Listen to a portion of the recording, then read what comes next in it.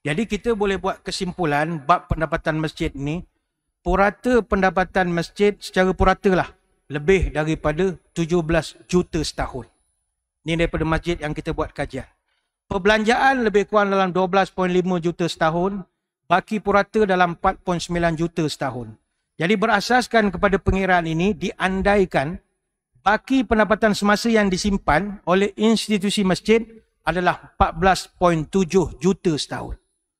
Simpanan tunai masjid di institusi-institusi perbankan sehingga November 2022 untuk 241 buah masjid yang kami kaji adalah RM7,837,024.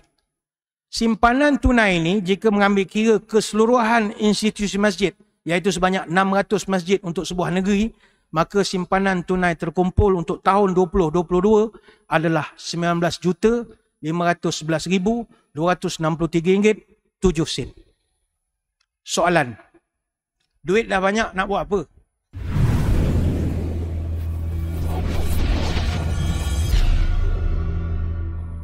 Assalamualaikum warahmatullahi wabarakatuh. Bismillahirrahmanirrahim.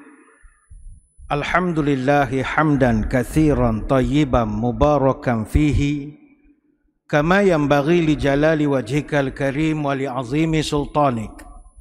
Allahumma salli ala sayyidina Muhammadin abdika wa rasulika nabiyil ummi wa ala alihi wa sahbihi wa sallim. Nawaitu ta'alluma wa ta'lim wa tadhakkura wa tazkir wa naf'a wal intifa' wal ifadah wal istifadah wal hatha ala tamassuki bi kitabillah wa sunnati rasulih wa du'a ilal huda wa dalalah alal khair ibtigha'a wajhillah wa mardatihi wa qurbihi wa thawabihi. Allahumma raddina biqada'ika wa sabirna ala bala'ika wa auzi'na syukra ni'ma'ika. Ya Allah, jadikan kami redha menerima takdirmu, jadikan kami sabar menerima ujianmu, dan bimbinglah kami untuk sentiasa syukur kepada semua nikmatmu. Yang saya hormati Al-Fadhil Tuan Pengacara Majlis, yang saya hormati Tuan Haji Muhammad Shah bin Abdullah, Pengerusi Jawatan Kuasa Qaryah Masjid Datuk Kelana Petra, Undang Luak Sungai Ujong Nilai. Seterusnya, seluruh barisan kepimpinan Jawatan Kuasa Qaryah, para pegawai, para sukarelawan, tuan-tuan guru, para alim ulama, para habaib, muslimin muslimat, hadirin hadirat, tuan-tuan puan-puan, moga-moga dirahmati Allah sekalian. Alhamdulillah, sekali lagi saya dapat sampai ke masjid yang begitu indah ini. Yang kali terakhir saya menyampaikan ceramah di sini kira-kira 486 hari yang lalu, iaitu hari Rabu 25 Ogos tahun 2021. Maknanya dah 1 tahun 3 bulan 29 hari. Dan saya percaya tuan-tuan pun tak ingat apa yang saya ceramahkan ketika itu. Kita membincangkan tajuk menghayati erti kemerdekaan. Bersempena dengan Hari Koperasi yang akan sama-sama kita sambut, malam ini saya diminta menyampaikan satu tajuk, iaitu peranan masjid dalam pembangunan ekonomi ummah. Hadirin hadirat sekalian, kebahagiaan hidup seseorang di dunia ini amat dipengaruhi oleh nilai kewangan dan ekonomi yang dimilikinya, sama ada kita setuju ataupun tidak. Apa sebab? Kerana duit ni tuan-tuan, dia memang tak boleh bawa mati. Tapi kalau tak ada duit, rasa macam nak mati. Duit ni dia tak boleh beli kasih sayang. Tapi kalau kasih sayang pun boleh hilang kalau duit asyik tak ada je. Duit ini dia tak boleh beli tidur yang lena. Tapi kalau tak ada duit, tidur pun tak boleh tuan-tuan. Jangan kelena, tidur pun tak boleh. Sebab itu duit ini walaupun bukanlah satu perkara yang segala-galanya, tapi segala-galanya memerlukan duit. Sebab itulah duit ini juga dia tidak boleh beli kebijaksanaan. Tetapi untuk jadi bijak, kita memerlukan kepada duit. Orang kalau nak pergi mengaji sampai ke Mesir, sampai ke Jordan, sampai ke luar negara, itu kena naik kapal terbang. Dan kapal terbang tu bukannya boleh free, duit. Duit tak boleh beli kesihatan, Tapi nak sihat kena ada duit. Orang bodoh nampak cerdik kalau ada duit, tapi orang cerdik nampak bongok kalau tak ada duit. Tak kira lah kau ada master ke PhD ke, tapi kalau tak ada duit, melepek rasa. Tapi orang tak mengaji tinggi, kereta besar dan sebagainya, dihormati lagi. Datang masjid, orang sediakan parking lagi. Apa sebab? Gaya itu ada. Duit bukan segala-galanya. Tapi segala-galanya sekarang memerlukan kepada duit. Sebab itu persoalan Islam dan kekuatan ekonomi itu tak dapat dipisahkan. Bahkan agama kita tidak melarang pun untuk kita jadi kaya, kumpul harta, memiliki ekonomi. Islam tidak mengharamkan kaya dan Islam juga tidak mewajibkan miskin. Tanpa kekayaan, tanpa kekuatan ekonomi, ada dua rukun Islam tak akan dapat ditegakkan. Apakah dia? Pertama sekali zakat. Zakat ini hanya boleh dibayar, dilunaskan oleh orang yang ada duit saja. Orang yang kuat ekonomi. Selagi dia tak kuat ekonomi, dia jadi asnaf saja, penerima seumur hidup. Dia zakat ni ramai orang saya faham zakat fitrah saja. Zakat fitrah semua orang bayar. RM7 itu semua bayar. Dia zakat badaniah tu zakat fitrah. Dia ada satu lagi zakat namanya zakat maliyah, zakat harta. Ni dah hujung-hujung tahun ni ramailah tengah menggelupur lah membayar zakat ni. Sebab nak nolakkan, nak dapatkan rebate, nak dapatkan macam-macam ni. Sebab sebelum 31 Disember ini, semua pusat zakat sedang kempen supaya kita bayar zakat. Dia jenis-jenis zakat harta ni ada banyak. Pertama, emas dan perak. Ni puan-puan di belakang kena ingat, emas yang pakai, emas yang simpan, itu ada kira-kira dia. Kalau emas yang tak dipakai, mana emas yang disimpan, tak digunakan sekali pun dalam tempoh setahun, kalau nilai emas itu menyamai atau melebihi daripada nisab 500 gram misalnya, maka wajib dikeluarkan zakat sebanyak 2.5%. Macam mana cara kiraannya? Panggil orang zakat hari esok, sempena dengan hari koperasi, suruh dia kirakan 2.5% darab nilai emas yang kita simpan. Kalau lebih daripada nisab 21,000 begitulah kurang lebih. Emas yang dipakai pun, yang bling-bling-bling ada di tangan puan-puan itu, yang jadi perhiasan, tidak wajib dibayar zakat kecuali kalau melebihi uruf. Uruf ni adat kita. Di Negeri Sembilan saya tak pasti berapa uruf dia, tapi sesetengah negeri meletakkan uruf seorang wanita memakai barang perhiasan emas adalah 500 gram. Jadi kalau perempuan punya balik kan timbang, cabut cincin, sobang, kaki, pusat semua, timbang. Timbang-timbang sekilo misalnya, kenalah bayar. Kurang daripada uruf ni kena tanya zakat Negeri Sembilan. Lain negeri, lain kiraan dia. Tapi sekali lagi, kalau kita tak ada harta benda, tak payah ceritalah pasal zakat emas ni. Nak cerita buat apa? Hanya orang yang berduit saja boleh cerita pasal zakat. Apa lagi? Wang simpanan kena zakat. Perniagaan kita ada zakat. Saham-saham kita ada zakat. Gaji, pendapatan, penghasilan kita ada zakat. Katalah gaji 1,000, darab 12, darab 2.5%. Lebih kurang dalam RM300 setahun. Bagi sajalah untuk syukur atas segala nikmat setahun Allah bagi nikmat. Ada zakat pertanian, ada zakat ternakan, ma'adin, rikas dan macam-macam lagi. Ertinya tanpa kekuatan ekonomi, zakat tak payah ceritalah. Nak cerita apa, duit tak ada. Dia jadi penerima sajalah. Tanya borang apa nak isi, borang hijau, borang ni, bawa surat penghulu, itu sajalah. Satu lagi rukun yang ditakkan boleh buat oleh orang yang tak kuat ekonomi adalah haji. Haji tuan-tuan, mana ada haji free? Tak boleh haji free, tak mampu lah. Apa nak buat loan pula, tak ada. Haji tak mampu, tak payah pergi. Tapi itu bukan satu excuse. Sebab kadang ada orang tanya, ngapa tuan tak pergi haji lagi? Tak ada duit ustaz. Oh, tuan isap okok? Isap, jahanam. Kalau tanya isap okok berapa bungkus sehari, ustaz umur berapa, payah nak menjawab dalam kubur esok. Haji tak pergi tapi hobi mahal. Contoh, kayu basikal mahal, handbag mahal. Itu payah nak jawab dalam kubur nanti. Kalau susah, susah betul. Dan kos untuk pergi haji sekarang tuan-tuan dah melonjak 139%. Dulu kos jemaah haji satu orang menginap di Arafah dan Mina, muasasah ambil RM1,034. Ini cerita tahun 2020 BC, before COVID. Lepas daripada COVID, Dia dah naik sekarang pergi RM5,433 satu orang. Kalau tuan-tuan masih ingat, kos haji tahun 2019 RM22,900. Tapi tahun 2022 haji kosnya RM25,000. Itu muassasah. Muassasah punya. Tak payah cerita lah yang package puluh-puluh ribu itu. Tapi pihak pemerintah dia buat santunan jemaah yang B40, kalau dalam tabung haji ada 10,980 akan ada subsidi. Macam tuan-tuan di sini yang bukan B40 ramai T20 gaya ramai di sini.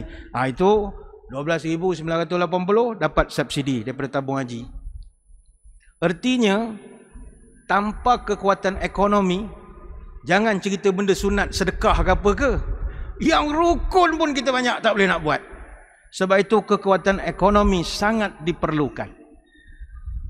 Hadirin hadirat sekalian, kalau kita merujuk kepada ekonomi semasa sekarang ini, kita kena akui pukulan daripada COVID-19 telah menyebabkan ekonomi sebahagian daripada kita lemah. Ramai daripada kawan-kawan kita, saudara mara kita belum dapat berdiri betul lagi. Masih lagi merangkak. Mungkin sebelum tahun 2020 BC, before COVID, dia tegak lah. Bisnes bagus, perniagaan bagus, apa semua. Tapi sekarang dia naik, tapi tak seperti tahun sebelum COVID. Masih lagi, yang kita yang makan gaji ni tak ada masalah, naik pangkat tak ada masalah.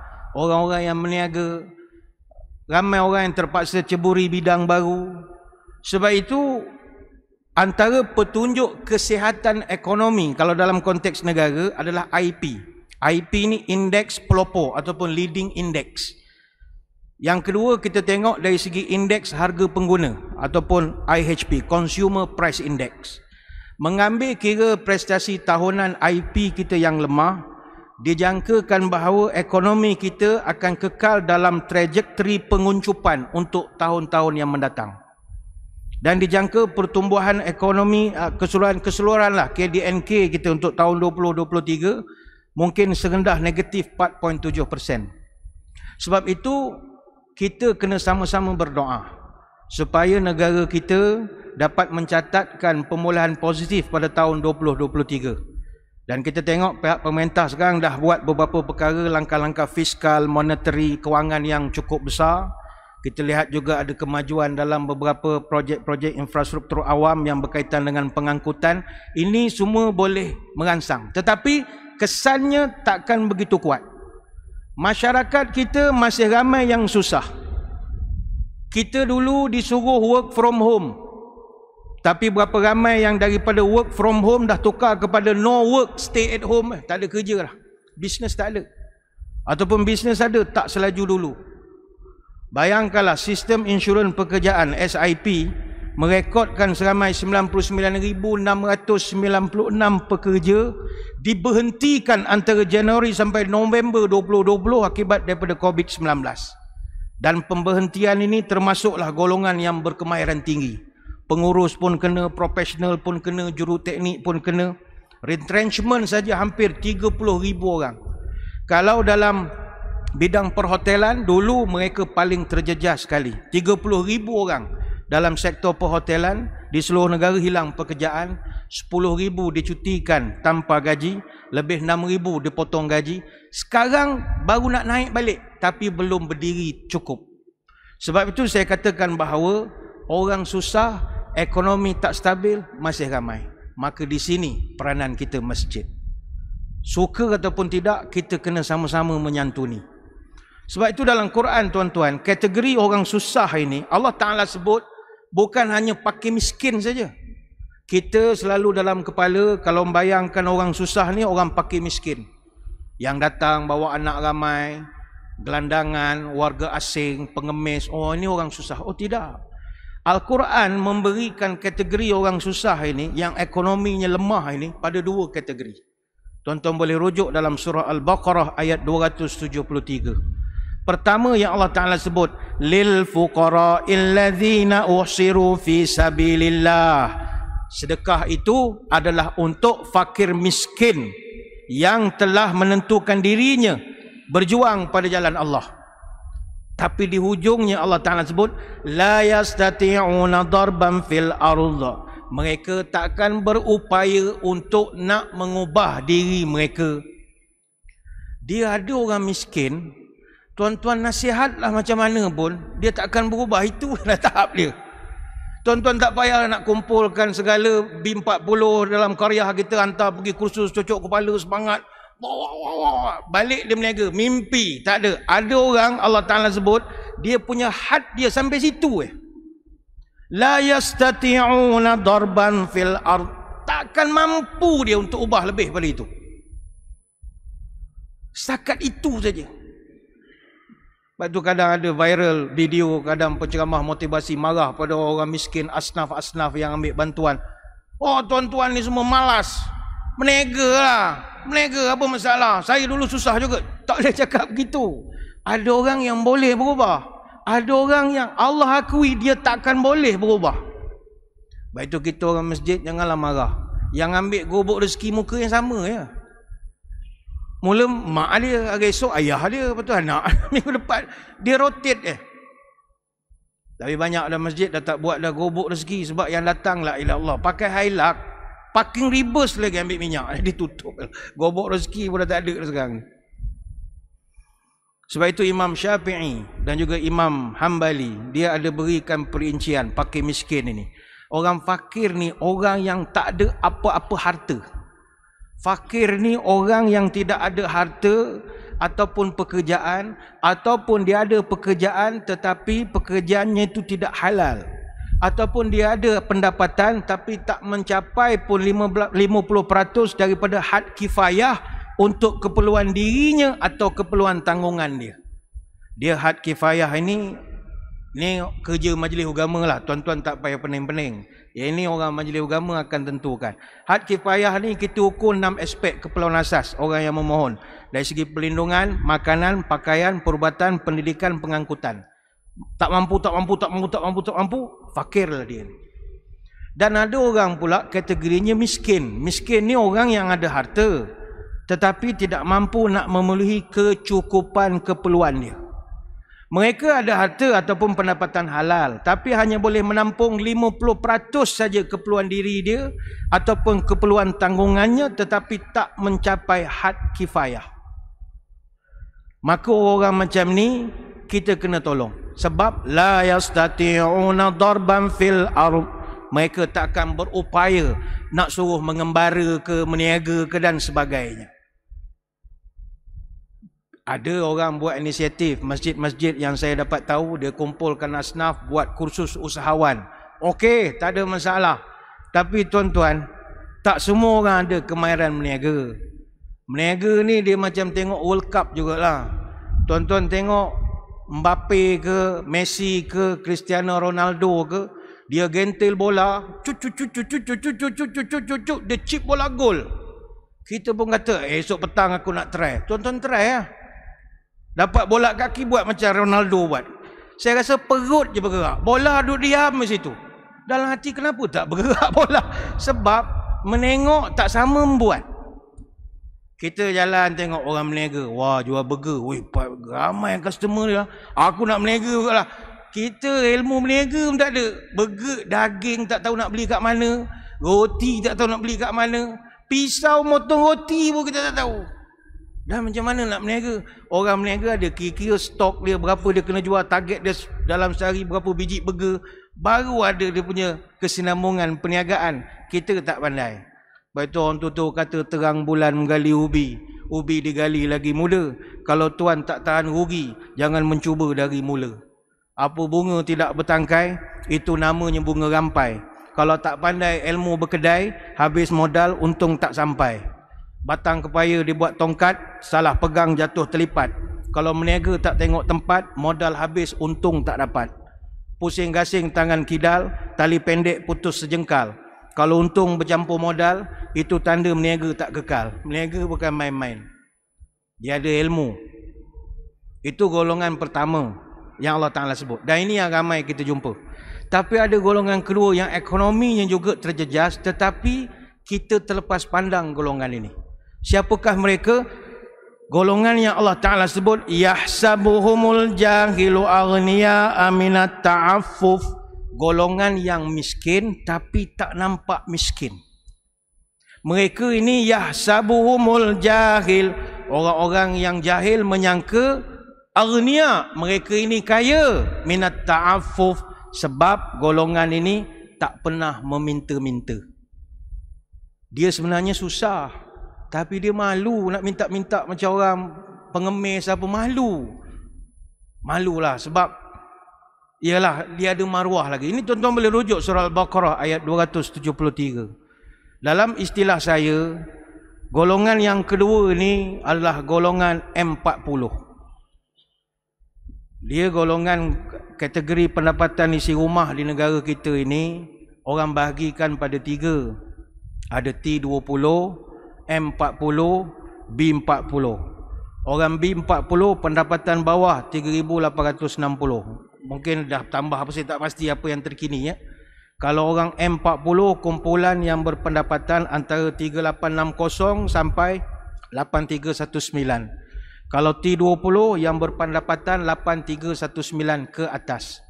Mungkin ada perubahan, wallahu a'lam. Dan barang perlu diingat, ini pendapatan isi rumah, bukan dikira gaji individu.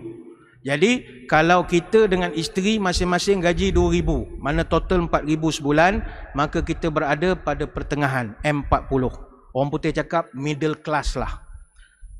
Golongan M40 ni rata-ratanya profesional muda, orang meniaga. Ada yang M1, ada yang M2, pendapatan 4,850 sampai 7,100. Ada anak kecil, keluarga, waktu ekonomi baik, memang masuk lah.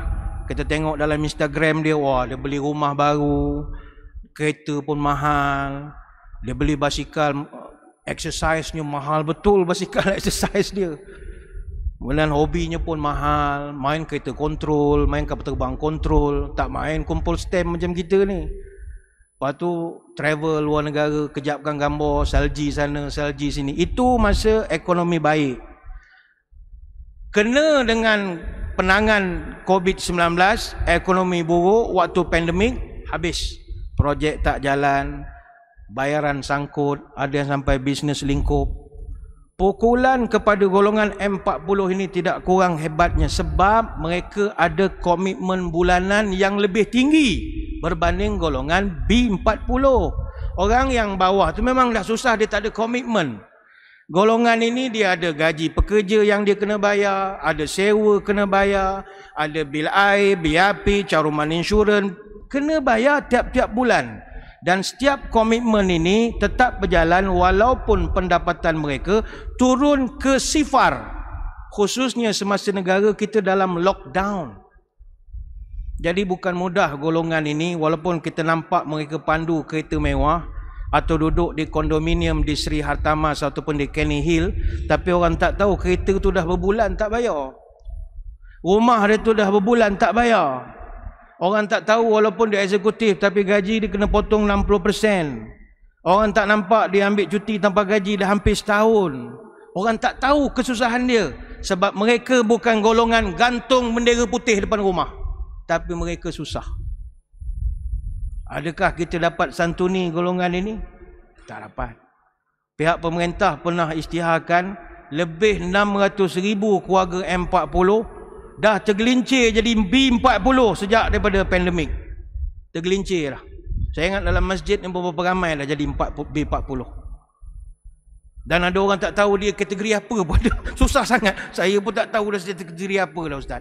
Ada masjid program saya pergi, dapatlah makan. Ada sian gitu. Sampai begitu, bawa keluarga makan. Maka tuan-tuan sekalian, melihat kepada senario ini, kita di masjid mesti main peranan. Kita tak boleh harapkan orang lain. Sebab masjid ni dia adalah denyut nadi jantung umat Islam. Di mana lagi orang nak berpaut melainkan di rumah Allah. Tuan-tuan, kalau banjir lah na'udzubillah di tempat kita, orang lebih suka duduk masjid banding PPS. Tanyalah orang. Orang sanggup duduk di masjid. Masa Selangor banjir tahun lepas, berapa ramai, berapa banyak masjid yang buka peluang. untuk orang yang terperangkap kereta tak boleh datang masjid, bagi makan, bagi apa. Orang kata boleh duduk sini seminggu, ada. Walaupun PPS tu dah selesa dah, dengan kemah macam-macam, dia rasa dekat dengan Tuhan. Baik itu masjid ni kita tak boleh pisahkan masyarakat daripada masjid. Hatta kita pun kalau pergi keluar negara, tuan-tuan, sebagai orang Islam, bila kita tengok masjid di luar negara, kita megah. Kita rasa ini kampung kita. Sebab kita tahu kalau ada masjid di sesebuah tempat, akan adalah komuniti Islam, akan adalah syiar Islam. Kita pergi Hong Kong, cari makan halal susah, tuan-tuan cari je masjid. Biasa di mana masjid, mesti ada restoran halal. Pergilah ke Tokyo ke, pergi ke Seoul ke, pergi ke mana sajalah. Asalkan masjid, dia akan ada restoran halal, dia akan ada kedai-kedai cenderamata milik orang Islam yang ialah kita bolehlah atas dasar persaudaraan Islam. Sebab itu masjid mesti main peranan. Tuan-tuan sekalian, merujuk kepada sirah Nabi SAW, ketika dia berhijrah, antara matlamat utama dia adalah untuk nak menguasai kembali ekonomi Madinah. Salah satu cara untuk Nabi nak kuasai balik ekonomi Madinah, sebab ekonomi Madinah dikawal sepenuhnya oleh orang Yahudi. Salah satu caranya adalah pembinaan masjid dulu. Bina masjid itu, selain daripada untuk penyatuan dan perpaduan, dia adalah command center untuk bagaimana kita nak ambil balik ekonomi. Sebab itu dalam sirah mencatatkan Nabi SAW, dia telah bahagikan Madinah ni kepada beberapa khitah. Khitah ni kejiranan, prisin lah kalau bahasa orang Putrajaya. Dia dah bagikan kepada beberapa khitah. Dan setiap khitah ini akan ada musalla, tempat semayang. Dan masjid ataupun surau itu biasanya 200 meter itu daripada setiap khitah akan ada. Zaman Nabi masa itu ada 9 masjid selain daripada Masjid Nabawi. Dan setiap khitah ini Nabi akan wujudkan perkuburan khas untuk khitah yang tertentu. Maknanya kita kumpulkan dulu orang Islam dalam satu kawasan yang strategik. Jangan duduk jauh-jauh sangat. Kemudian Nabi buat satu pasar khas untuk orang Islam meniaga. Dan Nabi buat pasar itu tujuannya adalah supaya orang Islam yang dulu payah nak menembusi pasaran boleh duduk tempat niaga baru. Nabi telah pindahkan pasar Az-Zubair. Pasar Zubair ni kedudukannya 150 meter daripada Masjid Nabawi. Nabi bawa ke kawasan Saniyatul Wada' di sebelah kawasan sebelah utara, di kawasan Al-Manakhah, dan dikenal dengan nama Suqul Manakhah. Tuan-tuan kalau pergi ke Masjid Nabawi, Suqul Manakhah ni sebelah Masjid Ghamamah. Masjid Ghamamah, Masjid Abu Bakar, Masjid Ali, belah Saqifah Bani Sa'adah, belah-belah situ. Nabi pindahkan pasar situ.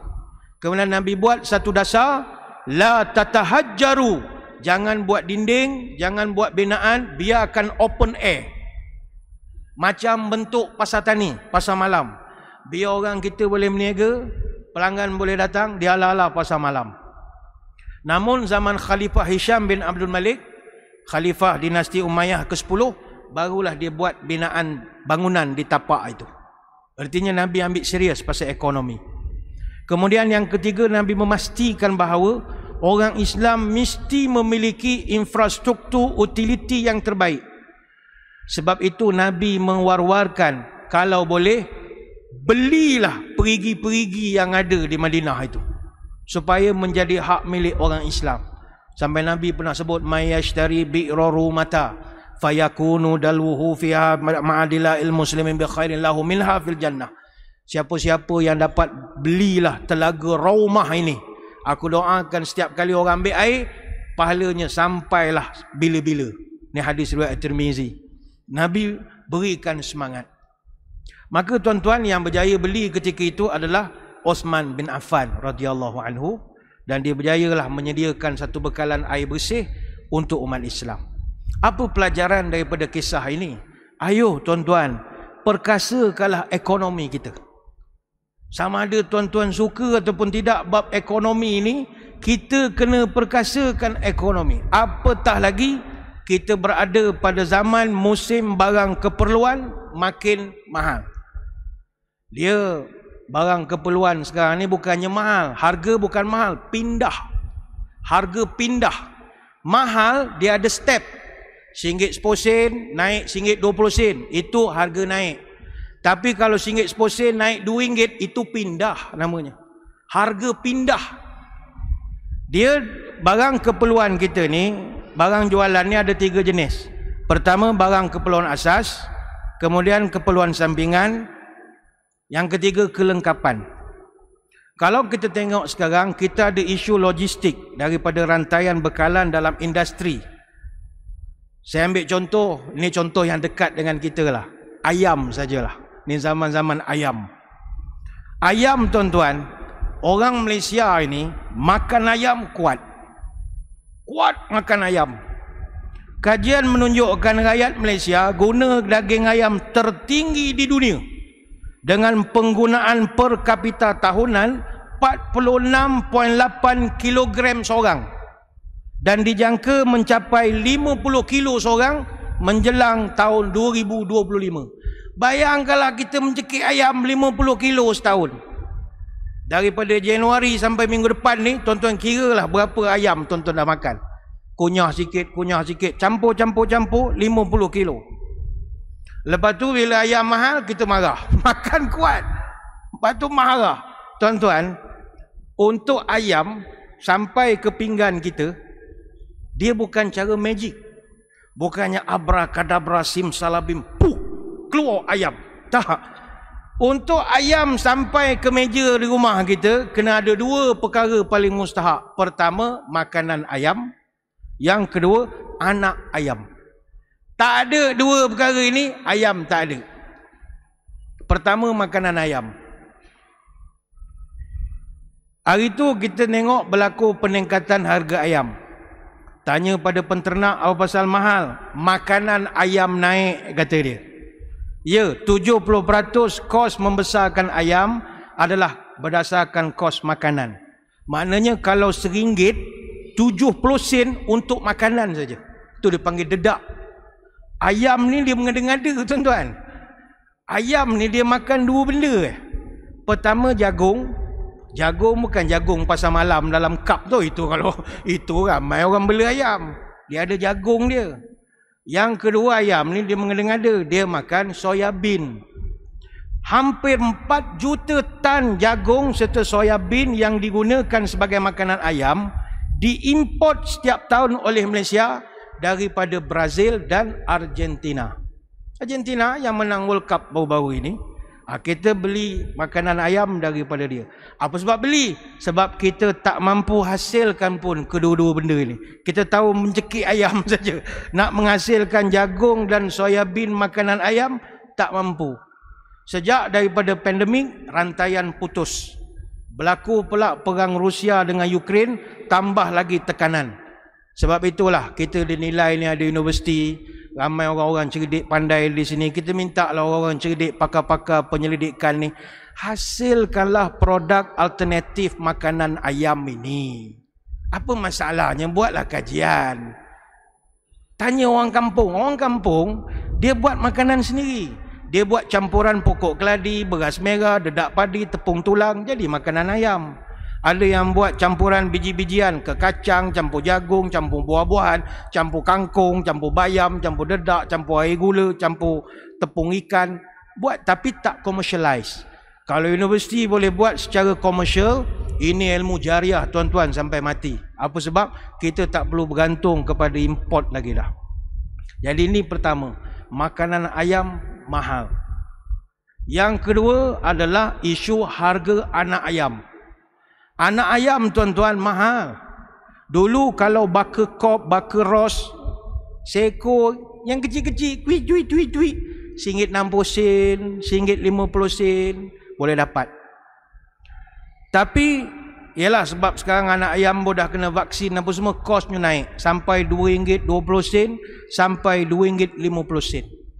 Sebab itu industri chick embryo development saya boleh katakan tidak ada orang Islam yang terlibat. Dia ayam ni dia ada penggradean dia, Day One Chick, DOC ni.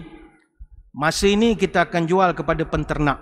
Sebab mereka yang kenal ayam punya anak ayam tu mana jantan, mana betina. Tuan-tuan, tak ada orang kenal mana jantan, mana betina. Orang yang duduk dalam industri ni saja yang boleh kenal. Maka sebab itulah pihak pemerintah dia telah wujudkan satu Suruhanjaya Persaingan Malaysia tahun 2011 ditubuhkan, iaitu pihak pemerintah minta supaya setiap orang berniaga mesti bersaing. Kau jangan berpakat dalam WhatsApp group, jangan. Kau mesti bersaing, mesti tawarkan harga yang kompetitif, pilihan mesti banyak. Masalah sekarang adalah peniaga-peniaga kita bersengkongkol. Mereka ada WhatsApp group sesama sendiri, menyebabkan harga tu sama semua, tak ada alternatif. Akhirnya Majlis Kos Sara Hidup, pihak kerajaan buat satu keputusan, MyCC kena siasat. Apa sebab ayam naik? Dapatan mereka adalah, kalau orang kata bekalan ayam tak cukup, tipu. Bekalan untuk industri ayam kita sangat mencukupi, iaitu 105% bekalan. Maknanya kalau ada 100 orang perlu seekor ayam seminggu, industri boleh hasilkan 105 ekor. No such thing, tak cukup. Dan sekarang pengeluaran ayam di negara kita 8 juta ekor setahun, yang mana nilai sektor ayam 10 bilion setahun. Maka apa sebab jadi mahal? Masalahnya adalah kartel. Kartel ni apa benda? Kartel ni bukan gangster, tuan-tuan. Tuan-tuan jangan kartel ni macam wah, isap curut kaki atas meja, mafia. Bukan. Kartel ni songkok atas kepala macam kita ni je. Dalam undang-undang perniagaan, undang-undang persaingan, ada 3 jenis larangan. Antaranya adalah perjanjian anti persaingan. Itu dipanggil kartel. Dia sekarang berlaku perjanjian sulit antara peniaga-peniaga dalam pasaran yang sama. Saya ambil contoh kasut. Ada 10 peniaga jual kasut dekat satu shopping komplek. Sebelum ni kita pergi, setiap kedai jual harga berbeza-beza. Kita masuk kedai pertama, okey, ini kasut berapa? Ini ya, 200. 200. Kuranglah sikit. Ya, 18 lah. Okey, tak apa, saya pusing dulu nanti saya datang balik. Hak kita kan, pergi kedai sebelah. Tengok serupa. Okey, berapa harga? Ini ya, 18. Wah, sini sudah bagus. Buka-buka 18. Alah, kuranglah sikit. Saya belajar lagi mah. 16 lah. 16, angkat teruslah. 16 lah. Sekejap lagi saya pusing dulu Kita ada pilihan. Pergi kedai sebelah. Okey, ini berapa? Ini ya. 100,500 angkat lah. Saya mau tutup kedai sudah. 100,500 ini sudah bagus. Lagi aku tekan, tanta dapat 100 je kak. Artinya kita ada pilihan. Itu hak pelanggan. Tapi rupa-rupanya 10 peniaga kasut ini dia berpakat tetapkan harga. Kita masuk kedai pertama, okey, ini berapa kasut? Ini ya, 18. Kurang sikit, tak boleh, ini susah sekarang ini Covid apa semua.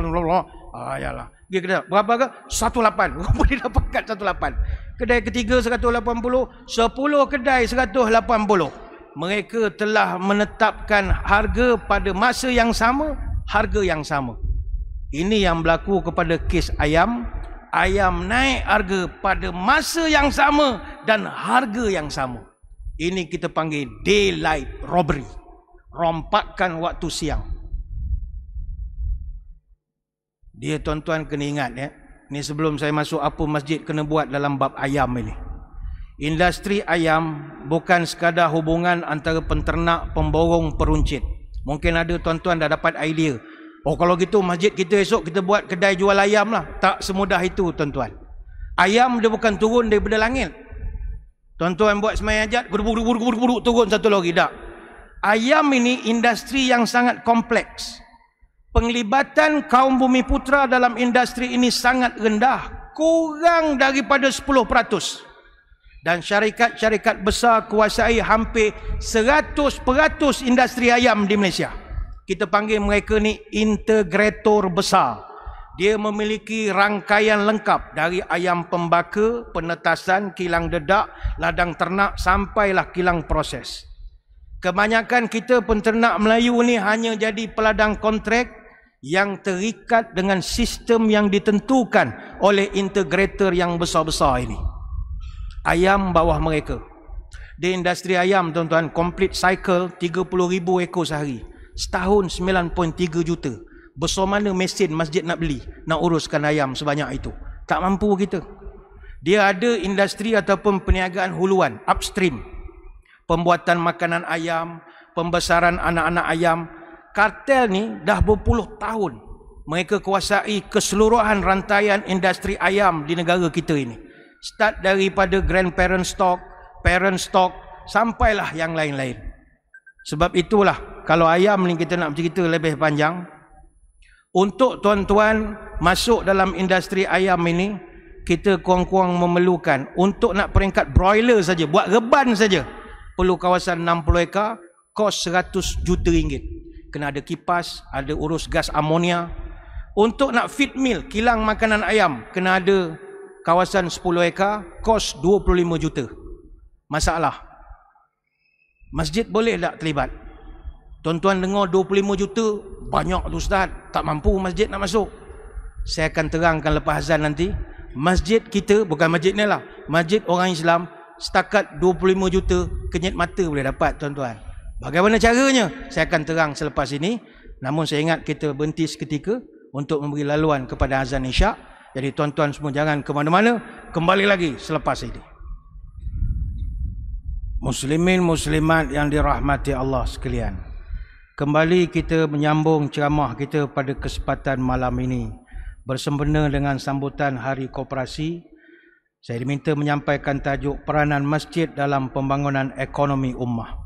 Hadirin hadirat sekalian, tadi kita bercerita salah satu saja perkara yang sekarang menjadi cengkaman pada masalah kita, iaitu tentang kenaikan harga-harga barang keperluan, termasuklah telur ayam, makanan-makanan asas. Tapi kita kena memahami bahawa untuk menghasilkan satu barang keperluan itu, dia melalui satu rantaian yang sangat panjang. Dan maaf, orang kita tidak terlibat di dalam rantaian ini. Kalaulah ada penlibatan, percayalah banyak masalah boleh diselesaikan. Macam contoh ayam tadi saya sebut, total production untuk ayam 40 minggu. Peringkat broodingnya antara 1 sampai 4 minggu. Peringkat growingnya nak jadikan ayam dara. Peringkat ayam tu nak bertelur umur 25 sampai 65 minggu. Proses handling, pendianannya, ini memerlukan tempat-tempat yang sesuai, yang bukan boleh buat tepi-tepi masjid saja. Dia satu bisnes, industri yang sangat serius sekali. Sebab itu saya sebut tadi, kos untuk nak industri ayam ini, nak membuatkan kilang makanan ayam saja, kurang-kurang kena ada 25 juta. Itu baru kilang makanan ayam. Maka nak cekau mana? Saya sebutkan tadi, sesuai tajuk kita malam ni, masjid boleh mainkan peranan. Mungkin tuan-tuan akan kata 25 juta tu banyak Ustaz. Untuk sebuah masjid banyaklah. Tapi kalau untuk 6,000 buah masjid, oh itu sikit ya. Tuan-tuan sekalian, beberapa tahun lalu penyelidik daripada UKM, dia siarkan satu kajian tentang dana dan harta masjid di Malaysia ke arah pengurusan strategik. Dia kumpul data berapa masjid punya duit. Tuan-tuan ingat masjid tak ada duit? Masjid duit banyak tuan-tuan. Marah pula orang masjid pecah rahsia ni kan. Masjid duit banyak. Saya tahu sebab saya pun imam masjid. Dulu saya KPP bahagian masjid. Masjid duit banyak. Menurut kajian daripada UKM, 22% perolehan masjid sumbangannya ada yang mencecah 100,000 setahun. Sumbangan. Ada 21% yang peroleh sumbangan antara 50,000 sampai 100,000 setahun. Ada 57% masjid peroleh sumbangan sehingga 50,000 setahun. Tapi 7.8 juta wang masjid langsung tak digunakan. Ada ahli jawatan kuasa yang tak berani nak belanjakan wang hasil daripada sumbangan orang ramai kerana berlaku salah faham dan kekeliruan di kalangan jawatan kuasa masjid itu sendiri. Ada di kalangan jawatan kuasa masjid yang pegang kepada pendirian wang derma orang ramai hanya boleh buat 3 perkara saja. Pertama, bayar gaji dan allowance kaki tangan. Yang kedua, untuk maintenance, baiki selenggara bangunan dan lampu mentol kalau dibaiki. Yang ketiga, untuk nak membiayai majlis-majlis keilmuan yang dibuat sepanjang tahun. Ramai di kalangan jawatan kuasa belum ada keberanian untuk nak merangka skim pelaburan masjid, belum berani nak membentuk koperasi masjid, belum berani nak buat pelaburan dalam sektor hala sebagaimana institusi kewangan moden, belum berani buat pelaburan dalam hartanah, belum berani pelaburan dalam pengurusan dan perkhidmatan, belum berani. Bayangkan, andai kata 5,000 saja buah masjid di seluruh negara bergabung, maka secara kasarnya wang simpanan masjid dalam bank perdagangan atau institusi kewangan boleh mencecah 300 juta ringgit. Bayangkan kalau 1/3 saja daripada jumlah itu ataupun 100 juta lah dilaburkan secara sistematik, pulangannya sangat memberansangkan. Masalah, pelaburan sebesar 100 juta, siapa yang berani buat?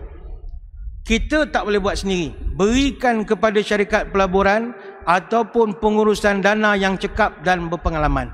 Berikan kepada yang reti, yang pandai. Tapi siapa yang berani? Tak berani. Apatah lagi kita kadang-kadang dapat jemaah yang jenis garang-garang. Jemaah garang. Ni banyak masjid AJK pening berhadapan dengan jemaah yang garang.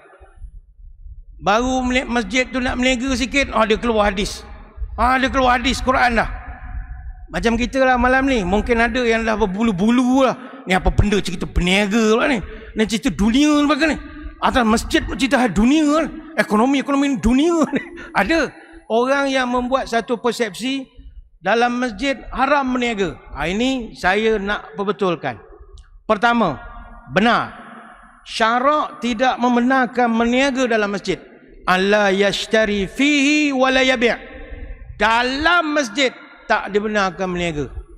Sehingga kan ada satu hadis Nabi pesan, "Idza ra'aitum man yabi' aw yabta'u fil masjid faqulu la arbah Allahu tijarat." Nabi sebut, apabila engkau melihat ada orang meniaga dalam masjid, hendaklah engkau ucapkan kepada orang itu, la arbahallahu tijarataka. Semoga tidak memberi untunglah jualan kamu. Hadis riwayat At-Tirmizi. Sebab itu dalam masjid memang tak boleh meniaga. Tuan-tuan jangan pula panggil satu orang dia duduk di depan, tuan-tuan kita ada produk-produk yang kita ada. Dalam masjid no. Luar masjid boleh. Dalam ni memang tak boleh. Luar dibenarkan. Orang buat meniaga keliling kelalang apa semua, ada buat sewaan tu tak ada masalah. Hatta tuan-tuan nak buat khusus umrah sekalipun, dia cerita hal umrah, manasik haji umrah, silakan. Jangan nak ngempin-ngempin pula. Kempen di luar. Itu adab kita di masjid. Tetapi dalam soal pembangunan ekonomi, itu besar lagi. Saya sebutkan sekali lagi. Tuan-tuan janganlah ingat masjid tak ada duit. Masjid dia ada duit. Dia ada kekuatan ekonomi. Kekuatan ekonomi masjid ni bersumberkan daripada sumbangan ataupun derma daripada pelbagai pihak. Ada satu kajian pernah dibuat. Walaupun kajian ni dibuat di sebuah negeri, mana bukan di Negeri Sembilan, tapi patternnya hampir sama. Satu kajian dibuat terhadap 617 buah masjid. Dan daripada 617 buah masjid, ada 331 buah masjid memberikan maklum balas. Jadi cukup lengkap lah untuk sampel. Lengkap. Boleh masuk Viva lah. Kalau Viva 331 daripada 617. Kajian mendapati institusi masjid mempunyai dana kewangan yang amat baik daripada segi simpanan tunai dan juga aset-aset yang mereka miliki. Simpanan tunai di bank sampai November tahun 2022 dah ada 7.8 juta. Itu baru 331 masjid. Aset tanah pula lebih daripada 1,000 ekar. Dan dapatan kajian juga mendapati sejumlah 240 ekar tanah yang dimiliki oleh institusi masjid sayangnya tak diuruskan dalam aktiviti-aktiviti yang boleh memberi nilai tambah pendapatan kepada masjid. Yang ini kita akan panggil lah masjid-masjid ini. Dia pendapatan masjid ni meningkat. Alhamdulillah semakin meningkat. Tahun 2020 berdasarkan kajian, Pendapatan yang diperolehi daripada pelbagai sumber mencatatkan pendapatan saja 6.9 juta ringgit. Dan jumlah ini meningkat kepada 9.4 juta pada tahun 2021 dengan peningkatan lebih kurang 36%. Dan sehingga November tahun 2022, perolehan pendapatan ini meningkat pada kadar yang agak sederhana. Tapi secara keseluruhannya, jumlah kutipan bagi 3 tahun ini, kalau kita kira 25.6 juta. Kalau kita perincikan begini, kami mendapati bahawa ada 150 buah masjid ataupun kira-kira 50.2% yang ada pendapatan tahunan, kutipan Jumaat, tabung yang mereka letak, sumbangan daripada badan-badan tertentu dan juga lain-lain sumbangan. Itu mereka dapat antara 10,000 hingga 49,000 ringgit.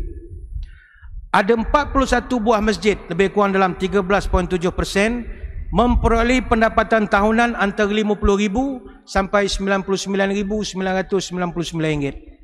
Dan ada 14 buah masjid dalam 4.7% perolehi pendapatan lebih daripada 100,000, dengan sebuah masjid mencatatkan pendapatan 200,000 sampai 400,000 dan ada yang lebih 500,000 juta setahun. Kita kaji kenapa masjid ni dapat perolehan tinggi. 3 sebab. Pertama, lokasi strategik. Yang kedua, kepadatan penduduk. Yang ketiga, kawasan tumpuan perniagaan. Perniagaan, pendidikan, ada universiti apa, ada pusat pentadbiran. Jadi ketiga-tiga ciri ni ada pada masjid ni lah. Jadi kita tahulah berapa jumlah masjid ni punya pendapatan, kita tahulah lokasi masjid itu. Tapi ada juga masjid yang kutipannya kurang. Ada masjid yang peroleh pendapatan tahunan bawah 10,000. Perincian masjid yang kurang pendapatan ni, ada 12 masjid yang kita kaji pendapatan kurang daripada 2,000. Ada 29 buah masjid pendapatan antara 2,000 sampai 4,999. Dan ada 53 buah masjid pendapatan antara 5,000 hingga 9,999. Dan pemerhatian secara terperinci mendapati ada 5 buah masjid pendapatan tahunannya kurang daripada 1,000 ringgit dengan kutipan terkecil 320 ringgit setahun. Ada. Ini masjid yang memang kurang betul orang. Tapi kita boleh buat kesimpulan, dirumuskan bahawa 70% daripada bilangan institusi masjid dapat pendapatan tahunan yang baik, iaitu lebih daripada 10,000 setahun. Wallahualam lah tuan-tuan, saya jaga masjid. Kalau ada AJK masjid, dia mengatakan, masjid kita orang ni susah ustaz, payah masjid kita orang ni jauh pada orang. Saya ingat dia kena tukar lah AJK masjid tu. Saya rata dah berjalan, kalau masjid tu kata dia tak ada duit, something wrong lah. Apa sebab? Tak ada orang tak nak tolong masjid. Kecuali atas sebab-sebab nanti saya akan kongsikan. Ada setengah masjid memang orang tak nak sumbang. Ada 3 sebab paling utama, ni orang dah buat kajian. Dia kod mana pun insya-Allah dapat. Saya secara peribadi, saya ada saluran YouTube saya. Saya ada buat channel YouTube. Channel YouTube saya, bila orang tengok, bawah tu saya masukkan akaun bank masjid. Akaun bank masjid tempat saya bertugas sekarang. Saya tulislah untuk sumbangan ke Masjid Negeri Sultan Ahmad 1 Kuantan, nombor akaunnya bla bla bla bla. Biar jadi bergerak aja bawah itu. Tiap-tiap bulan kerani kewangan cek berapa saya dapat daripada yang orang masukkan secara YouTube itu. Tiap-tiap bulan dapat 7,000, 8,000, 7,000, 8,000. Itu akaun masjid tu. Kalau saya ada tanduk tuan-tuan, saya tahu akaun saya situ. Tapi mikir alam satu lagi lah, kita nak ada jariah kita ya. Ertinya orang menyumbang atas kreatif tak kreatif saja. Masjid sekarang kan pakai online lah banyak sekarang ni. Semua scan kod, kruk, bank Islam, Maybank, pum. Tuan-tuan cek berapa masuk? Banyak. Maknanya kalau masjid tu mengatakan, payah kita orang ni orang kampung, line internet pun tak ada, tukar AJK banyak masalah. Tak ada masalah. Masjid dia boleh perolehi pendapatan yang baik. Dalam kajian kita, ada 3 punca utama pendapatan masjid. Ini punca utama. Pertama sekali, punca hasil pendapatan utama kepada masjid adalah kutipan Jumaat. Nombor 1, kutipan Jumaat. Majoriti masjid kita, perolehan mereka adalah kutipan Jumaat, dan di seluruh negara mencatatkan nilai yang semakin bertambah dari masa ke semasa, iaitu antara 3 hingga 4 juta setahun. Average-nya biasa, kalau kita buka tabung Jumaat, tabung Jumaat ni pun dia ada teknik ya tuan-tuan. Dia ada teknik dia juga. Dia biasa kalau kita nak ukur tabung Jumaat kita bagus ataupun tidak, kita buka tabung tu malam Jumaat. Maknanya semua tabung dikosongkan. Lepas orang balik sembahyang Isyak, kita kosongkan. Start malam tu kosong. Biarkan sampai subuh Jumaat, sampai orang datang duha, orang datang sembahyang Jumaat pukul 12 lebih, habis sembahyang Jumaat pukul 2.30, keluarkan duit. Baru tahu berapa. Jangan kumpul seminggu tak haji. Itu bukan tabung Jumaat, itu tabung seminggu namanya. Tabung Jumaat betul. Yang kita golek, ada negeri dia tak bagi golek lah. Dia kata mengganggu tumpuan kepada khutbah. Tak apalah, lain negeri lain petuanya.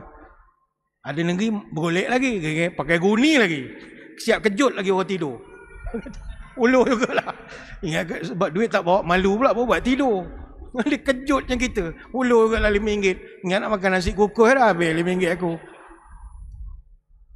Jadi kalau kita buat kutipan daripada malam Jumaat sampai pukul 2.30 petang lepas Jumaat, biasanya kalau masjid besar ni lah, saya ingat dalam 7-8 ribu dapat. 7,000-8,000 dapat. Dengan syarat tabung kena banyak lah. Tabung 2 biji, macam mana nak dapat 7,000? Tabung mesti banyak. Kalau boleh masuk je tangga tu, mengelak tabung. Banyaknya tabung. Itu memang banyaklah kutipan.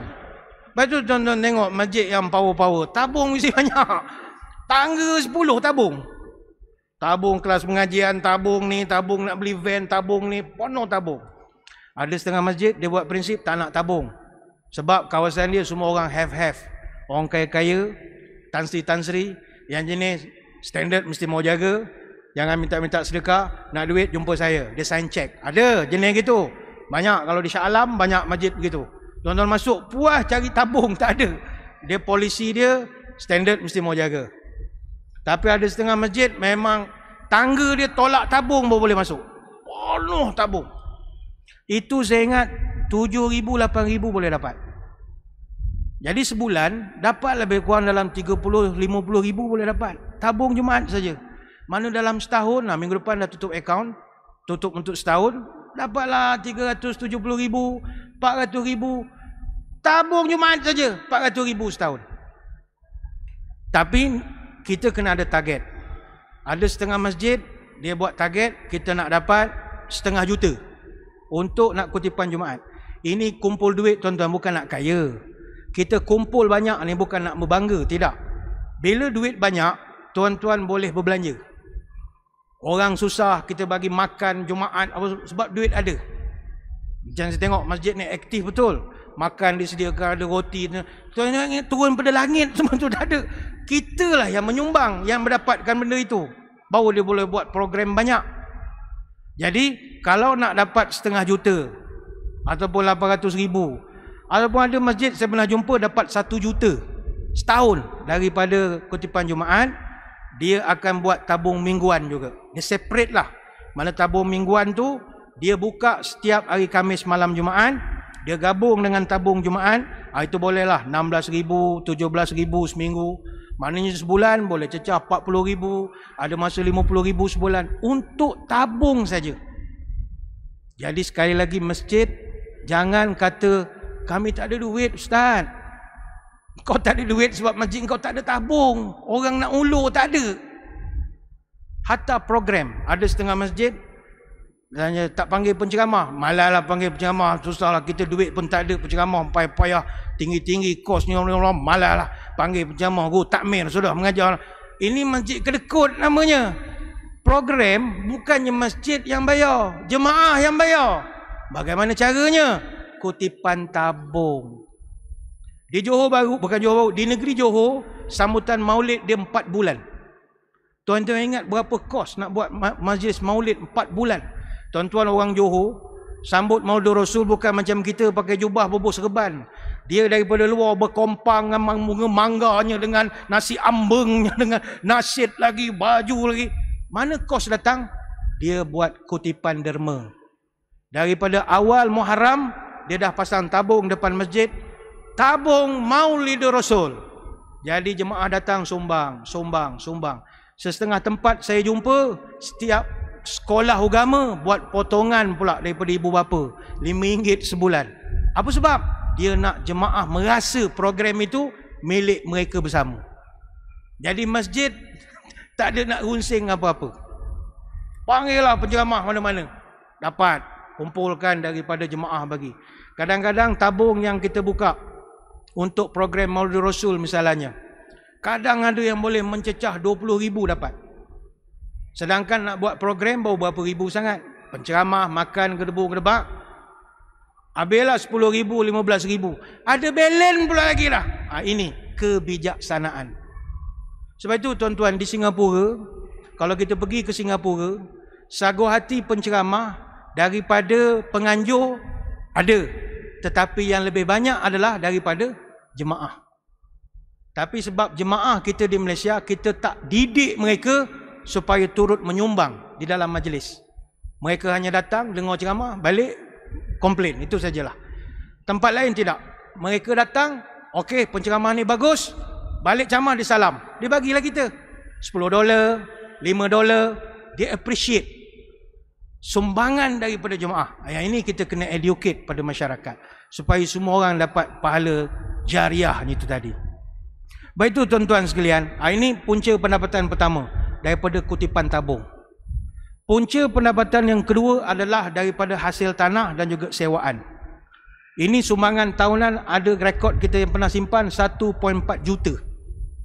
Ada satu masjid di Kuching, Masjid India namanya, ataupun Masjid Bandaraya di Kuching, Sarawak.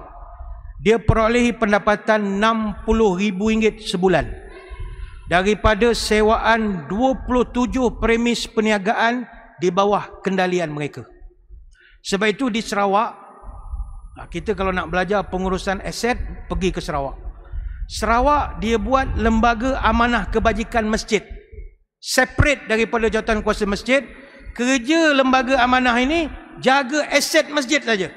Jangan bagi AJK. AJK kalau suruh jaga huru-hara bisnes esok. Dia kena ada satu orang korporat duduk jawatan kuasa itu, ada sama dia, ada board meeting dia, ada dia pegawai pelaburan dalam tu, orang pakar-pakar. Tok Imam jangan campur. Kau duduk masjid saja. Kang tak ngapal Quran, asyik izaja baca, hari-hari mesurat ekonomi susah. Itu bagi orang korporat. Sarawak dia buat. Kerajaan negeri dia bagi satu masjid tanah, buat sawit. Dia bagi rumah kedai 10 pintu. Kau buat bisnes, kau jangan minta-minta dengan orang lagi dah. Jadi daripada perolehan itulah mereka boleh jana ekonomi masjid masing-masing. Ini di Sarawak. Ini boleh belajar dengan rakan-rakan kita di Sarawak. Dan ada juga pendapatan daripada lain-lain punca. Contohnya sumbangan individu ataupun korporat. Ini kalau pengurusi masjid, AJK dia jenis main golf, baik dengan Tan Sri, Datuk Sri. Ini senang kita kalau AJK ada pesen macam tu. Ji, kau telefon sikit Tan Sri tu, kita nak buat ni karnival ni. Bagi bawah, telefonnya. Tan Sri pakai duit sikit lah. 100,000 boleh? Boleh. 100,000 dia elok ya. Itu sumbangan. Tapi tak semua masjid dia dapat kurniaan AJK pesen itu. Tak ramai. Tahu idea banyak, tapi buat kerja tak reti itu ramai. Ini memang dia reti buat kerja betul. Dan ada juga kita dapat sumbangan daripada Majlis Agama Islam. Itu memang tiap-tiap tahun lah Majlis Agama Islam bagi peruntukan. Ada juga masjid ni pendapatan dia dipanggil perolehan kecil-kecilan. Saya panggil perolehan kecil-kecilan ni contohnya sewaan. Macam masjid kita ada sewaan untuk buat wedding ke apa. Itu bukan main lah. Itu main pondok-pondok lah tuan-tuan. Kadang ada, kadang tak ada. Tak kisah. Ada pun okey, tak ada pun okey. Ada main pondok-pondok. Tapi kadang boleh jadi the money is good juga. Kadang-kadang sewaan-sewaan ni bagus. Cateringnya pergi letih lah tuan-tuan. Pasang tabung tak penat. Pasang tabung mana ada maintenance. Pacak tabung duduk diam. Dia nak jumpa orang lah, bincang berapa catering, berapa pening kepala lah, buat menega-menega. Pasang tabung lagi tak hilang pening. Cuma masalah, kalau kita melihat kepada senario sekarang, masalah pengurusan kewangan masjid ni adalah nombor satu. Mungkin ada yang mendengar ceramah ni, dia akan kata, ustaz ni macam dunia sangat dan ni dah ngurus masjid macam syarikat korporat lagi lah. Kata nak pengurusan yang efisien, ni lah cara pengurusan masjid yang efisien. Masalah paling utama yang kami lihat, masjid masih lagi kutipan rendah. Dalam kajian kita, 56.4% masjid-masjid kutipan mereka masih lagi rendah. Dan dalam isu pengurusan kewangan, ada 30.8% kos perbelanjaan dia sangat tinggi. Pendapatan dia tak cukup, belanja dia tinggi. Dan dalam masalah kewangan juga, 25.3% masjid menghadapi masalah kecurian. Tak selesai-selesai kes tabung dia asyik kena curi kerja. Macam mana dia menjaga pun tak tahulah, asyik kena curi kerja. Kalau sekali curi, munasabah. Kalau tiap-tiap bulan kena curi, something wrong somewhere. Tapi itu tinggi juga kesnya, menyebabkan kita hilang pendapatan. 22.3% adalah disebabkan pengurusan kewangan yang tidak cekap, dan 5.9% adalah pecah amanah. Pecah amanah ada, tapi terlalu sedikit. Sebab itu, kepada ahli-ahli jawatankuasa Qaryah ataupun AJK Masjid, kita kena ingat, kita AJK Masjid, kita dilindungi undang-undang. Kita duduk bawah enactment. Apa maknanya? Setiap pekerjaan kita dilindungi oleh undang-undang. Tuan-tuan jangan takut, buat je kerja. Dalam enactment, masjid ini toke besarnya adalah majlis. Majlis tu majlis agama lah. AJK mewakili majlis. Sebab itu ahli jawatankuasa besar. Dia punya kuasa dia besar. Imam pun tak boleh challenge. Imam pun dalam sistem enactment undang-undang, imam tak ada. Yang ada AJK. AJK direct bawah majlis. Sebab itu majlis agama ni diwakilkan kepada jawatankuasa. Jawatankuasa ni kuasa besar. Kalau tuan-tuan diaudit sekalipun, katalah audit kewangan, audit ISO lah, SIRIM datang bagi contoh. Dia pun minta dengan biro bendahari ke, minta fail kewangan, kita pun ulur. Dia pun cek. Orang ni kenapa tak ikut format standard laporan kewangan? Orang ni kenapa Januari tulis macam ni? Ni apa? Ni apa duit masuk keluar macam ni? Tuan-tuan jawab je, minta maaf tuan, jawatankuasa masjid telah membuat keputusan bersetuju dengan format yang saya buat. Oh ya ke? Ya tuan. Okey, lulus. Tak ada NFA. Tak ada OFI, tak ada NFA. Jawatankuasa masjid mengatasi audit. Dari segi format. Sebab kita undang-undang. Maka AJK mesti buat kerja ikut undang-undang. Terutama bab duit ni sensitif tuan-tuan. Cerita juta-juta, jemaah semua tak ada telinga dengar. Oh, duit banyak punya.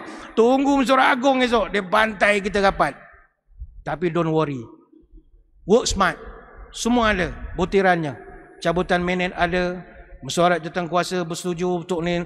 Mana bukan 2-3 orang buat keputusan. InsyaAllah tak ada masalah. Sebab kita kerja dalam undang-undang. Sebab itu kutipan rendah dalam kajian kita. Pertama kerana kurang bilangan jemaah. 57% masjid yang kurang jemaah memang kutipan rendah. Yang kedua, ini agak kelakar.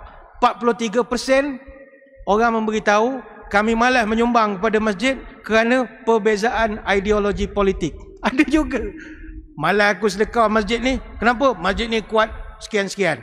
Malah aku sedekah masjid ni, aku bagi, dia bagi ke sekian-sekian-sekian. Masalah ideologi politik 43.3%. Dan ada 42.1% menyebut bahawa mereka malah menyumbang kerana ahli jawatankuasa yang tidak aktif. Mana kami bagi duit ke masjid, duit tu melekat dekat tabung masjid. Melekat. Sampai masa gotong royong, kami buka tabung, cabut duit tu terlekat pada tu, sampai gambar agung tu melekat pada dinding. Mana dia tak pernah buat keluar pun duit. Jadi siapa yang nak menyumbang kalau duit dia tak pernah keluar?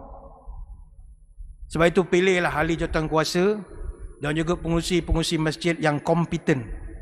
Sebelum amanah diberikan ke orang, kelebihannya dia tengok, kelemahannya ditimbang. Kalau amanah sudah diterima, jalankanlah tugas dengan sempurna.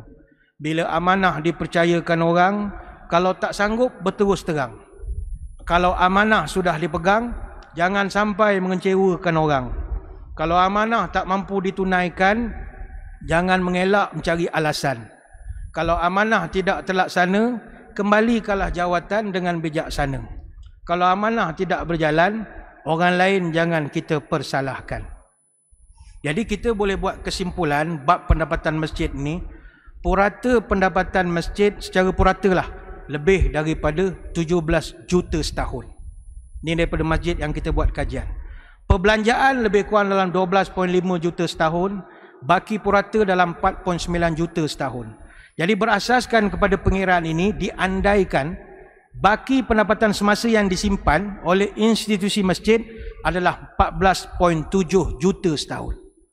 Simpanan tunai masjid di institusi-institusi perbankan sehingga November 2022 untuk 241 buah masjid yang kami kaji adalah RM7,837,024. Simpanan tunai ini jika mengambil kira keseluruhan institusi masjid, iaitu sebanyak 600 masjid untuk sebuah negeri, maka simpanan tunai terkumpul untuk tahun 2022 adalah RM19,511,263.07. Soalan, duit dah banyak nak buat apa? Tuan-tuan, pertama sekali, duit dah banyak, tolonglah orang. Orang bagi duit supaya sedekah jariah. Jariah ni maknanya berlari. Sebab itu masjid kena buat satu polisi, kutipan Jumaat minggu ini jangan sampai terkumpul kepada Jumaat minggu depan. Kita kutip 7,000 hari ini, sebelum Jumaat depan 7,000 ni habis. Habis ke mana? Tolong orang. 7,000 ni sekejap ya habis, tuan-tuan. Makan malam ni 7,000. 7,000 ni sekejap ya. Dia kalau tuan-tuan hari-hari buat kuliah duha. Kuliah duha hari Senin, Selasa, Rabu, Khamis. Tiap-tiap hari buat makan untuk 200 orang. Hari Jumaat buat lagi makan untuk 200-250 orang. 8,000, 7,000 sekali arung itu. Sekali arung itu. Maka janganlah masjid dapat 7,000 minggu ni, kumpul minggu depan. Kumpul lagi dan tak habiskan dalam minggu yang seterusnya. Kemudian yang kedua, persoalan paling asas adalah kalau tanya pada jemaah, jemaah setuju tak duit masjid dikembangkan untuk maslahat ekonomi? Yang ini ada pertikaian. Wujud perbezaan pandangan di kalangan jemaah berkaitan hala tuju duit masjid. Benda ni kita kaji, apa sebab? Ada jemaah suka, ada jemaah tak suka. Biasanya yang bercakap tu kita boleh tengok, dia ada pengaruhi faktor pendidikan dia ataupun pengalaman kerja dia, latar belakang keluarga dia. Jadi kadang yang memberi pendapat tu kita kena tengok juga educated tak educated, orang kampung ke apa ke. Majoriti jemaah, yang ini kita pernah buat kajian, majoriti jemaah suka kalau masjid buka koperasi. Nombor satu, bila tanya duit masjid nak buat apa, majoriti buka koperasi. Kita buat kajian, nilai puratanya 3.68. Dia nilai purata 3.68 ni skor min pemboleh ubah kajian. Maknanya skor 3.67 sampai 5 dianggap sangat memuaskan, sangat bersetuju. Majoriti jemaah setuju masjid buka koperasi. Mana kalau tuan-tuan ada yang malam ni tak bersetuju, tuan-tuan minoriti lah. Majoriti semua setuju. Sekarang ini gerakan koperasi di Malaysia, bilangan koperasi ada 13,899, anggota ada 6.55 juta orang, perolehan 40.24 bilion, aset 139.68 bilion. Tapi masjid tak banyak. Hanya 500 saja daripada keseluruhan 6,500 masjid di negara kita, ataupun 0.07% saja yang berminat menumbuhkan koperasi. Setakat bulan November tahun ini, 426 buah koperasi karya masjid telah didaftarkan di Malaysia, termasuklah penubuhan sebuah konsortium koperasi karya masjid yang telah didaftarkan atas nama konsormas. Tak banyak. Masjid ni ada, kita ucapkan tahniah. Ini yang pertama. Jemaah paling suka kalau masjid buka koperasi. Yang kedua, jemaah paling suka kalau masjid buka pertanian, perladangan. Perladangan, ada yang suka pendidikan, hartanah, perniagaan, pelaburan, pelancongan pun ada, buka homestay lah ya, homestay. Ada yang suka riadah, buka futsal, buka gelanggang badminton, buka apa silat, taekwondo, macam-macam. Dia pertanian dan peladangan ni juga boleh buat duit. Tapi kita Masjid Bandar ni susah sikit lah. Ada satu masjid di Sarawak, Masjid Taman Desa Ilmu di Kota Semarahan. Dia laksanakan penanaman cili fertigasi. Dia guna teknologi IoT, Internet All Things, Internet Kebendaan ini. Dia modal dia RM5,000, tapi projek ni jana hasil tuaian sampai 45 kg cili untuk sekali tuaian bagi 1,000 pokok. Dengan harga pasaran cili bagi padi itu RM30 per sekilogram. Jadi melalui projek ini, Masjid Taman Desa Ilmu dia berjaya jana pendapatan hingga RM1,350 untuk sekali tuaian. Ada juga masjid yang buat. Ini terpulang pada kita lah, mana yang rajin. Tapi kalau tanya saya, tak payah bisnes lah. Pasang tabung sudah, kepala pun tak sakit lah. Taruh tabung pun dah syok lah. Tak ada nak gaduh-gaduh. Malam Jumaat buka. Wah, jumlah macam ni. Tak payah nak buat karnival. Okey, kepala sakit lah tuan-tuan. Jemaah tak jumpa parking pun dia maki kita juga. Pening kepala. Tuan-tuan tak boboh tabung ya, hilang pening. Tapi koperasi masih menjadi pilihan utama. Sebagai yang terakhir, marilah muslimin muslimat sekalian, kita bercerita malam ni lain daripada kebiasaan lah.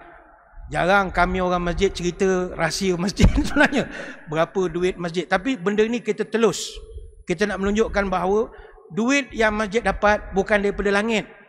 Bukan abrakadabra simsalabim puh, lepas baca Yasin turun duit. Duit ni semua yang saya sebut angkanya tadi datang kepada tuan-tuan sekalian. Kami bagi pihak masjid mengucap ribuan terima kasih. Cuma doakanlah pada kami yang mengurus masjid ni dapat uruskan dengan baik. Allah beri pada kami amanah. Jangan ada nak kong kali kong apa buat bisnes. Itu minta. Jangan kelabu mata. Yang kedua, berikan kami ni kebijaksanaan. Bagaimana kita nak salurkan duit ni? Nombor satu sekali, mesti tolong orang susah. Jangan sampai qaryah kita ada yang tak makan. Ada yang terpaksa pergi qaryah masjid lain nak minta derma dan sebagainya. Jangan. Kalau ada yang susah, salurkan. Kalau ada sekeliling kita mu'alaf yang baru masuk Islam, keluarga pun pulau mereka apa semua menangis tak henti-henti, beritahu pada kami. Kita akan bantu. Duit ada, insya-Allah. Teruskan menyumbang pada masjid. Kadang kita malu kepada orang-orang bukan Islam. Mereka menyumbang ini kadang-kadang dengan cara yang tak munasabah. Ingat dulu tahun 2014, dia orang buat kempen Ice Bucket Challenge. Dia buat mandi air batu. Dia boleh kumpul banyak. Laporan daripada New York Times, seminggu selepas diviralkan, ada satu ALS Association, ni orang yang sakit saraf.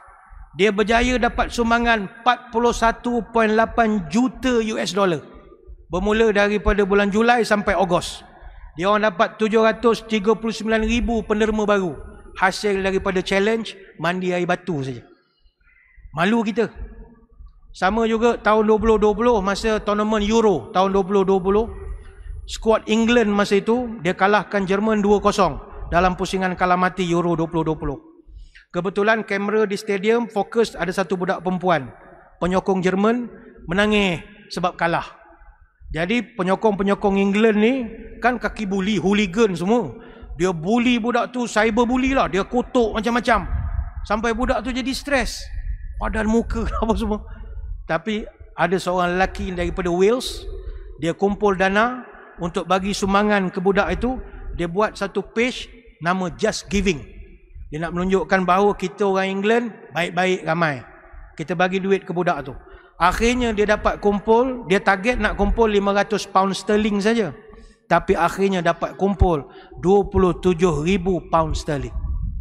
Untuk nak bagi duit pada adik yang kena bully dalam cyber bully saja. Mudah sangat orang luar mengumpul duit. Maka kalau kita sama kita, apatah lagi. Sekeliling kita ni ramai orang-orang susah yang saya sebut tadi, orang susah yang tak tunjuk susah, kita bantu mereka. Setelah duit ni kita bantu, barulah kita fikir bagaimana nak kembangkan lagi dengan koperasi kita, perniagaan kita dan bagai-bagai lagi. Adat hidup berkawan-kawan, sama melangkah seiring sejalan, sama mengingat, sama menjagakan, sama merasa rezeki di pinggan, sama meneguk air secawan. Adat hidup sama sekampung, sakit senang sama ditampung, laba rugi sama dihitung, beban dan hutang sama ditanggung. Dalam sempit sama berlindung, bila karam pun sama mengapung, sama keteluk, sama ketanjung, sama seperiuk, samalah selesung. Banyak nak diterangkan, tapi saya kira sekadar itulah sembang-sembang pada malam ini. Saya mengucapkan ribuan terima kasih di atas undangan. Mohon maaf sebarang kekurangan. Moga kita bertemu pada lain-lain kesempatan. Kepada tuan-tuan puan-puan yang malam ni rasa macam, alamak ni apa cerita bisnes. Ni bukan cerita bisnes. Ini cerita duit yang masjid ada dan apa kita nak gunakan duit yang ada ini. Tujuannya nak menolong orang yang memerlukan. Sebelum berpisah, marilah kita menutup majlis ini dengan doa. Moga majlis kita diberkati oleh Ilahi. A'udzubillahi minasyaitonirrajim. Bismillahirrahmanirrahim. Allahumma salli wa sallim ala Sayyidina Muhammad salatan tukhrijuna biha min zulumatil wahmi. Allahumma tawil umurana wa sahih ajsadana wa nawwir qulubana wa thabit imanana wa ahsin a'malana wa wasi' arzaqana wa ilal khairi qarribna wa anil syarri ab'idna wa qdi hawaijana fid din wad dunya wal akhirah. Innaka ala kulli syai'in qadir. Ya Allah, panjangkanlah umur kami, sehatkanlah tubuh badan kami, terangkanlah hati kami, tetapkanlah iman kami, elokkanlah amalan kami, luaskanlah rezeki kami, dekatkanlah kami dengan kebaikan, jauhkanlah kami dari kejahatan. Kabulkanlah segala doa kami, sama ada dalam urusan agama, dunia ataupun akhirat. Subhanakallahumma wa bihamdika nashhadu an la ilaha illa anta nastaghfiruka wa natubu ilaik. Wa sallallahu ala sayyidina Muhammadin wa ala alihi wa sahbihi wa baraka wa sallam. Walhamdulillahi rabbil alamin. Sekali itu wabillahi taufik wal hidayah. Assalamualaikum warahmatullahi wabarakatuh. Wallahu a'lam.